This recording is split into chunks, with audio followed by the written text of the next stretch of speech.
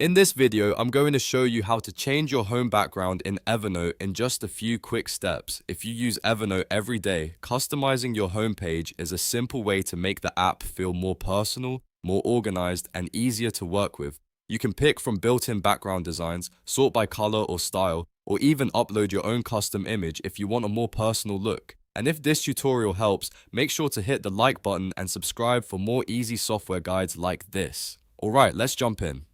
First, open Evernote and go to the home page. This is where the background setting lives, so make sure you're on the main home dashboard before you start. Once you're there, look to the top right corner of the screen and click the pencil button.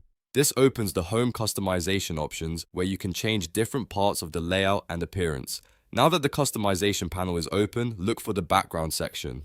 Under background, click the current background image. This will show you the available background choices for your Evernote home screen. From here, you can browse through the different options and preview what they look like before selecting one. As you look through the backgrounds, you can sort them by colors or design, which makes it easier to find something that matches your style. If you want a clean, calm look, you might choose a simple, solid color or a subtle pattern. If you want something more creative, you can pick a more detailed design that stands out a little more. The goal is to choose a background that makes your homepage feel comfortable and easy to use. If you don't want to use one of the built-in options, Evernote also lets you upload a custom background image. This is a great choice if you want a branded look, a personal photo, or a custom visual that fits your workflow. Just make sure your image is in JPG or PNG format, and keep in mind that the file size should be up to 5 MB.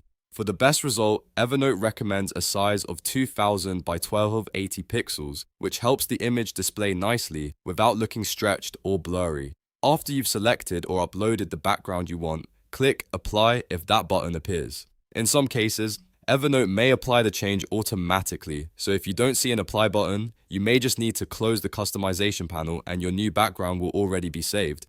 Either way, once the change goes through, your home screen will update right away, and that's it. You've now changed your home background in Evernote. It's a small customization, but it can make a big difference in how your workspace feels every time you open the app. If you found this tutorial helpful, please give it a like and subscribe for more step-by-step app tutorials and productivity tips. Thanks for watching, and I'll see you in the next video.